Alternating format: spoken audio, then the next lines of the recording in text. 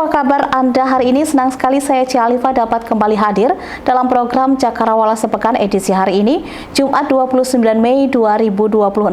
Beragam informasi menarik akan kami hadirkan untuk Anda. Inilah informasi atau berita yang pertama.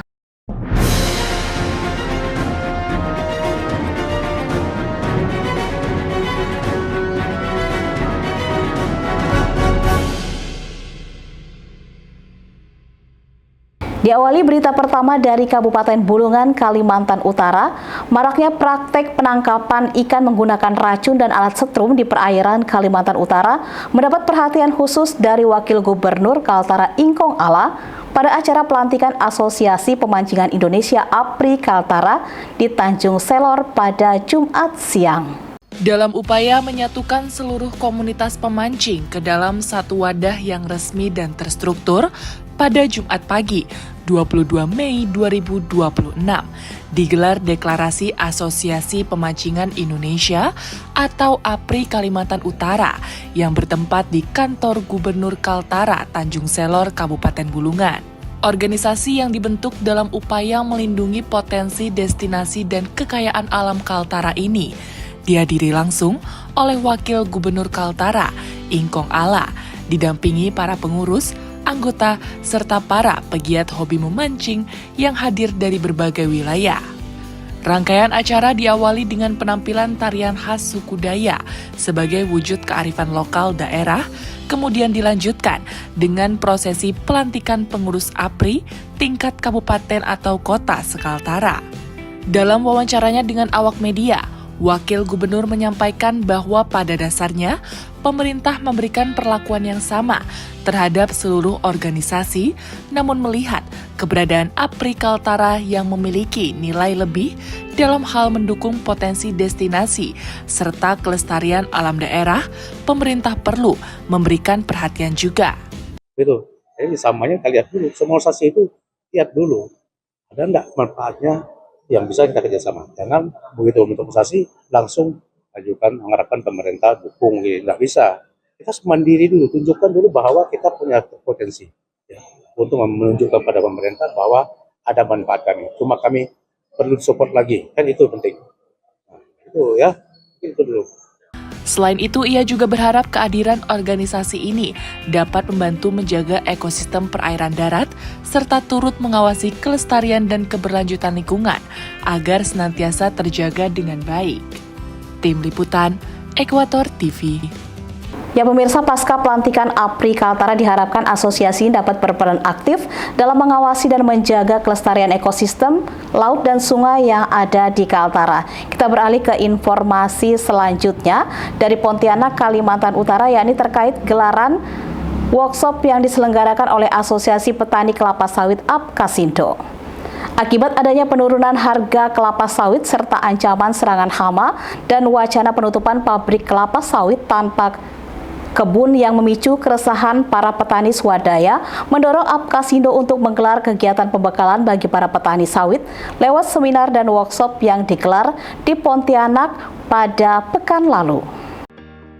Di tengah berbagai tantangan dan persoalan kelapa sawit di Indonesia, mulai dari penurunan harga tandan buah segar atau TBS, ancaman hama Ganoderma dan kumbang tanduk, hingga persoalan tata kelola industri sawit, Apkasindo, Asosiasi Petani Kelapa Sawit Indonesia, menggelar kegiatan seminar dan workshop yang bertajuk Pemberdayaan Petani Sawit dalam Pengendalian Ganoderma dan Kumbang Tanduk untuk Keberlanjutan Perkebunan Sawit pada 22 hingga 24 Mei 2026 di Pontianak, Kalimantan Barat.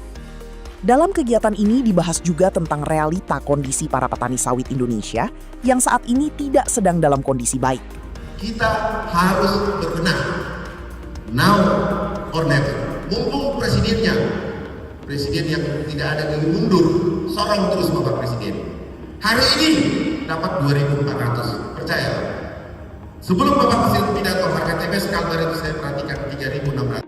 Oleh karenanya, Apkasindo hadir tak hanya sebagai organisasi petani sawit, tetapi juga harus menjadi garda terdepan dalam memperjuangkan kepentingan seluruh petani sawit Indonesia, khususnya petani swadaya yang selama ini dinilai masih menghadapi banyak keterbatasan. Ancaman Ganoderma dan kumbang tanduk juga disebut menjadi ancaman serius bagi keberlanjutan perkebunan sawit nasional. Dan Kalimantan Barat menjadi salah satu daerah yang aktif membahas penanganannya. Selain itu, disinggung juga persoalan tata kelola industri sawit, khususnya keberadaan pabrik kelapa sawit atau PKS tanpa kebun atau PKS komersial, yang justru sangat dibutuhkan oleh petani swadaya yang tidak memiliki perjanjian kemitraan dengan PKS. Saat ini, hanya 7% petani sawit Indonesia dalam pola plasma atau kemitraan inti plasma yang memiliki akses ke pabrik perusahaan. Sementara 93% lainnya merupakan petani swadaya yang hidup mandiri dan sangat bergantung pada PKS komersial atau PKS tanpa kebun untuk menjual hasil panennya. Apabila PKS tanpa kebun ditutup, tentu akan menyulitkan petani swadaya dan dikhawatirkan akan memunculkan praktik monopoli pembelian TBS yang bertentangan dengan Undang-Undang Persaingan Usaha dan Anti Monopoli. Kedua tipologi PKS ini seharusnya saling bergandengan karena memiliki suplai bahan baku yang berbeda. Sejumlah alasan PKS inti plasma yang selama ini disampaikan bahwa keberadaan PKS komersial dapat merusak kemitraan, membuat banyak pencurian TBS dan penanaman sawit bukan untuk peruntukannya, dianggap tidak berdasarkan kajian ilmiah dan hanya sebatas pembenaran. Dari hasil riset lembaga kajian berskala internasional seperti PASPI 2024 dan Puslit UR menyebutkan bahwa PKS komersial adalah masa depan sawit Indonesia dan petani sawit swadaya. Untuk itu, pihaknya berharap PKS inti plasma tidak lagi mengulang setiap tahun tentang keberadaan PKS komersil ini.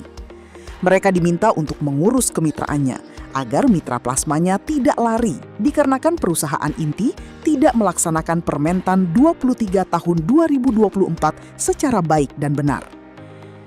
Selain itu, Apkasindo juga terus mendorong adanya kolaborasi antara PKS inti plasma dengan PKS komersial tanpa kebun, agar tercipta ekosistem industri sawit yang sehat dan saling mendukung, terutama dalam menjaga keberlangsungan usaha petani kecil. Ketua Umum DPP Apkasindo juga mengajak seluruh petani sawit mendukung kebijakan Presiden Prabowo terkait pembenahan tata kelola ekspor sawit nasional, di mana Indonesia sebagai penghasil 60% sawit dunia diharapkan mampu memperkuat pengawasan dan transparansi sektor ekspor demi menjaga devisa negara. Kegiatan tersebut juga turut dihadiri sejumlah pihak dari sektor perkebunan, seperti Gapki, Sahabat Petani Sawit, Srijaya, dan sejumlah PKS serta asosiasi industri, hingga komunitas petani sawit nasional lainnya. Selain itu, kegiatan tersebut juga diisi dengan acara pelantikan DPW Apkasindo Kalimantan Barat. Tim Liputan, Ekuator TV. Ya pemirsa, melalui Apkasindo diharapkan ke depannya pemerintah lebih memperhatikan kesejahteraan para petani sawit dengan menciptakan ekosistem industri sawit yang sehat dan saling mendukung. Kita ke informasi selanjutnya. Ratusan warga Bulungan memadati lapangan Agatis Tanjung Selor untuk melaksanakan sholat Id bersama Gubernur Kalimantan Utara Zainal Arifin Paliwang yang juga dilanjutkan dengan seremoni penyerahan sejumlah hewan kurban untuk masyarakat di wilayah 5 kabupaten kota di Kaltara. Suasana hikmat dan hangat mewarnai lapangan Agatis Tanjung Selor Bulungan Kaltara sejak Rabu pagi 27 Mei 2026 saat ratusan warga Kaltara dari berbagai kalangan mulai memadati lokasi untuk melaksanakan sholat Idul Adha bersama 1447 Hijriah. Meski suasana sempat mendung dan gerimis sejak pagi hari, antusiasme warga tetap terlihat cukup tinggi saat mulai berdatangan pada pukul 06.30 waktu Indonesia Tengah. Suasana semakin istimewa dengan hadirnya langsung Gubernur Kaltara Zainal Arifin Paliwang di tengah warga-warga yang didampingi sejumlah pimpinan daerah, tokoh masyarakat, dan agama guna melaksanakan ibadah sholat Id bersama. Kehadiran gubernur tampan disambut hangat sejumlah warga sebagai bukti kedekatan pemimpinnya dengan masyarakat Kaltara. Usai pelaksanaan sholat dan khutbah secara simbolis, Gubernur juga berkesempatan melakukan penyerahan hewan kurban kepada perwakilan dari pengurus Masjid Pemprov Kaltara. Itu untuk dibagikan kepada masyarakat di sekitar situ. Ada lebih kurang 60 atau 70, saya tidak tahu persis. Tentu di seluruh kabupaten kota insya Allah ada kita bagikan. Menurut Zainal, penyaluran hewan kurban ini akan merata hingga ke setiap daerah guna memastikan semangat berbagi di Hari Raya Idul Adha dapat dirasakan oleh masyarakat luas. Dalam wawancaranya dengan awak media, Nurwanta, selaku panitia pelaksana kegiatan juga mengapresiasi dukungan yang telah diberikan oleh pemerintah daerah. Kami panitia sholat Id di lapangan Akatis Tanjung Silor mengucapkan terima kasih kepada pemerintah Provinsi Kalimantan Utara dan pemerintah Kabupaten Bulungan yang telah mendukung pelaksanaan kegiatan sholat Id di lapangan. Alhamdulillah acara hari ini berjalan dengan baik dan lancar meskipun cuaca agak-agak mendung. Pihaknya berharap semangat berbagi dan kebersamaan ini terus terjaga dan semakin memperkuat persatuan demi kemajuan masyarakat Kalimantan Utara. Tim Liputan, Ekuator TV. Ya pemirsa, dengan adanya momen ini kebersamaan diharapkan sebagai wujud semangat berbagai kepedulian antara pemerintah dan masyarakat tentunya. Kita ke informasi selanjutnya, yakni usai melaksanakan sholat Idul Adha bersama masyarakat, Gubernur Kalimantan Utara menggelar open house dengan sejumlah tokoh agama, masyarakat dan pejabat di lingkungan Pemprov Kalimantan Utara. Suasana hangat tampak di kantor Gubernur Kalimantan Utara pada Rabu pagi, 27 Mei 2026, saat digelarnya open house peringatan Hari Raya Idul Adha 1447 Hijriah. Hadirnya sejumlah pejabat di lingkungan Pemprov Kaltara dan ratusan masyarakat dari berbagai kalangan membuat suasana kian ramai. Gubernur Kalimantan Utara Zainal Arifin Paliwang beserta istri, Hajah Rahmawati Zainal, tampak menyambut langsung dengan ramah setiap tamu yang datang, serta menyapa warga layaknya keluarga sendiri. Hadir pula sejumlah tokoh agama, tokoh masyarakat, serta masyarakat umum yang ingin bersilaturahmi langsung dengan Gubernur Kaltara ini sambil menikmati berbagai suguhan makanan yang tersaji. Dalam suasana akrab, semua tamu berbaur tanpa ada jarak. Hajah Rahmawati Zainal selaku anggota DPR RI sekaligus istri Gubernur Kaltara ini juga menyampaikan harapan besarnya bahwa di momen kebersamaan ini dapat menjadi pemacu semangat kerjasama bagi seluruh elemen masyarakat. Mudah-mudahan di momen ini kita semua bisa sama-sama istilahnya gotong royong dalam segala hal, misalnya untuk Kalimantan Utara lebih baik dan lebih maju lagi, baik di UMKM, pembangunan, infrastruktur, dan lain-lain. Dan juga hari ini juga Pemprov ada bantuan dari Presiden, Presiden RI kita, bantuan sapi itu sudah didistribusikan ke 4 kabupaten dan 1 kota. Dan saya juga sudah ini menyumbangkan sapi untuk masyarakat di masjid-masjid dan di beberapa pondok pesantren. Di kesempatan ini, Rahmawati juga menyampaikan informasi mengenai penyaluran bantuan hewan kurban dalam rangka Hari Raya Idul Adha, baik yang bersumber dari pemerintah pusat maupun sumbangan pribadinya. Ia menjelaskan bahwa bantuan tersebut telah disebar merata hingga ke seluruh wilayah di provinsi ini. Di momen Hari Raya Kurban kali ini, ia juga berharap bahwa semangat berbagi dan persaudaraan ini dapat semakin erat dan mampu membawa keberkahan dan kemajuan bagi Provinsi Kalimantan Utara. Tim Liputan, Ekuator TV. Baik pemirsa, pasca momen ini diharapkan semua dapat bersama-sama bergotong royong untuk menjadikan Kalimantan Utara menjadi provinsi yang lebih baik dan maju lagi. Kita ke informasi selanjutnya. Ya pemirsa, pasca momen ini diharapkan semua dapat bersama-sama bergotong royong untuk menjadikan Kalimantan Utara menjadi provinsi yang lebih baik dan lebih maju lagi. Kita ke informasi selanjutnya.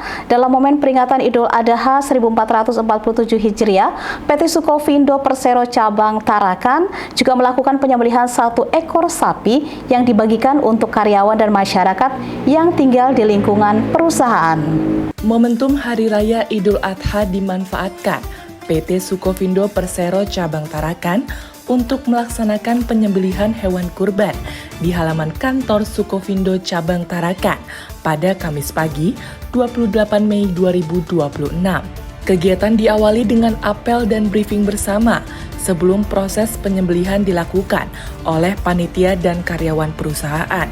Pada pelaksanaan kurban tahun ini, Sukovindo Cabang Tarakan menyembelih 1 ekor sapi yang nantinya didistribusikan untuk karyawan serta masyarakat di sekitar lingkungan kantor yang membutuhkan. Ya, sebenarnya kegiatan ini adalah kegiatan yang rutin ya, tiap tahun. Hanya saja ini fokusnya adalah untuk karyawan dan masyarakat sekitar office saja. Harapannya ke depan mungkin kurban ini dapat berdampak lebih luas ke masyarakat. Kalau kita tiap tahun untuk kurban sapi itu 1 ekor, hanya ukurannya yang mungkin kita berusaha tingkatkan. Moga-moga ke depan mungkin bisa lebih dari 1 lah. Selain sebagai bentuk ibadah di Hari Raya Idul Adha, kegiatan kurban tersebut juga menjadi sarana mempererat hubungan antar karyawan dan masyarakat sekitar perusahaan. Pihak perusahaan berharap pelaksanaan kurban rutin tahunan ini dapat terus memberikan manfaat serta memperkuat nilai kebersamaan dan kepedulian sosial di lingkungan kerja maupun masyarakat. Tim Liputan, Ekuator TV. Ya baik pemirsa, dengan adanya kegiatan ini diharapkan mempererat silaturahmi dan kepedulian sosial ya di momen Hari Raya Idul Adha. Kita ke informasi selanjutnya, yakni kegiatan Dewan Adat Dayak DAD Kalimantan Utara. Dalam upaya penguatan organisasi, Dewan Adat Dayak DAD Provinsi Kalimantan Utara menggelar musyawarah daerah luar biasa Musdalu pada Jumat pagi 29 Mei 2026 di Tanjung Selor, Kabupaten Bulungan. Dewan Adat Dayak DAD Kalimantan Utara resmi menggelar musyawarah daerah luar biasa Musdalu pada Jumat 29 Mei 2026.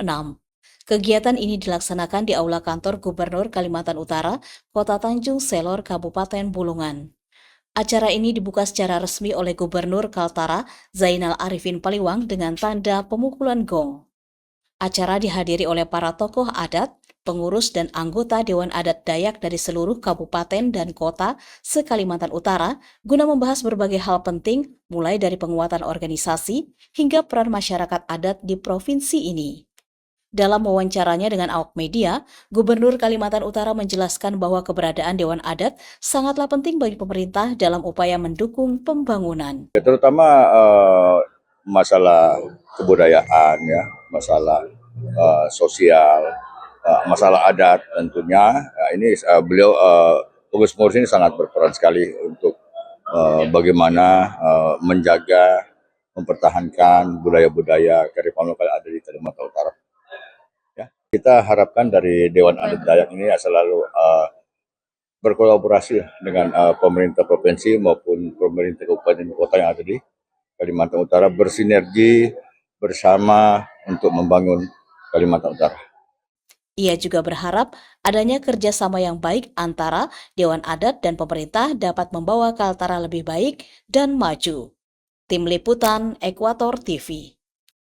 Ya pemirsa, informasi tadi sekaligus menutup perjumpaan kita di Cakrawala Sepekan edisi hari ini. Saya Chalifah pamit undur diri. Terima kasih Anda sudah menyaksikan Ekuator TV, menjaga narasi, menyatukan negeri. Sampai jumpa.